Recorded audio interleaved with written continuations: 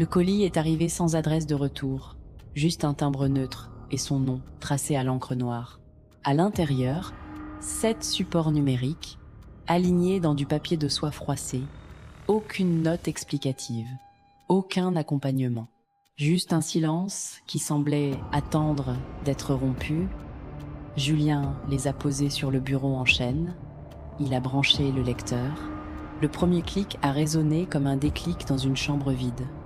Et sa voix en est sortie, calme, posée, dénuée de tout tremblement. Je l'ai fait descendre. Il ne résistait plus. Il a compris que c'était la seule issue. Julien a reculé. Il n'avait aucune cave. Il n'avait jamais tenu personne par le bras pour le pousser vers les ténèbres. Il a éteint l'appareil. Ses doigts étaient froids. Il a inséré le second support. La voix était toujours la sienne, mais plus jeune, plus tranchante. J'ai coupé le frein. Je l'ai regardée partir. Il ne fallait plus qu'elle reste. Le souffle de Julien s'est bloqué. Il se souvenait de cette nuit, de la pluie qui fouettait le pare-brise, de la dispute qui avait fissuré des années de silence, de son pied sur la pédale qu'il avait choisi de retirer. Il avait parlé, il avait pleuré, il avait tout reconstruit. Mais la cassette racontait l'autre chemin, celui où il avait laissé la fureur gagner, celui où il avait préféré le vide à la confrontation. Chaque écoute était une chute verticale. La troisième confession décrivait un bureau vitré, un collègue qui savait trop. Il allait parler. Je n'avais plus le choix. Julien n'avait jamais accepté ce poste. Il avait refusé l'ascension, préféré l'incertitude à la compromission. Mais la voix sur le ruban avait signé. Elle avait gravi les échelons. Elle avait tué pour protéger l'image. La quatrième parlait d'un incendie maîtrisé, d'un appartement vidé de ses traces.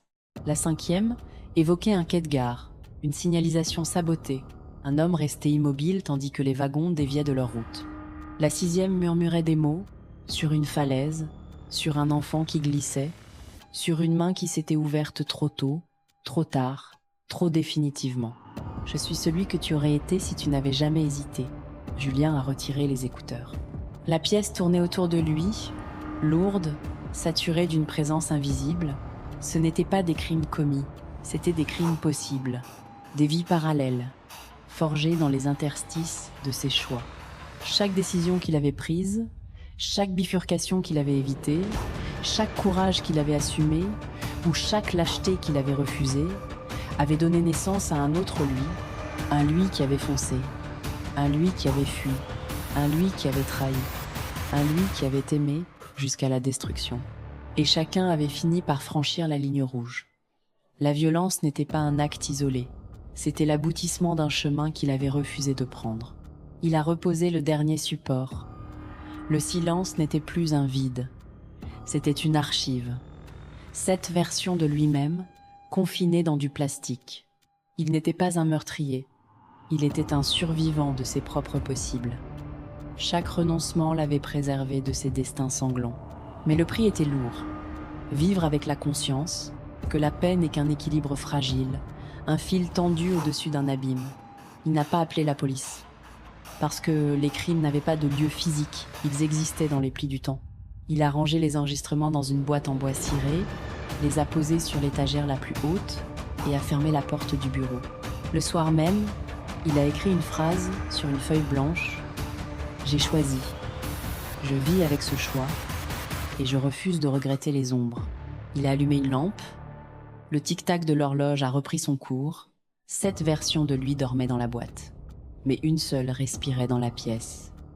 Et parfois, dans le silence, il lui semblait entendre 7 souffles en harmonie. Il s'est pas retourné. Il a juste continué à vivre parce que la vérité était dans ce qu'il avait refusé de devenir. Merci d'avoir partagé ce cauchemar.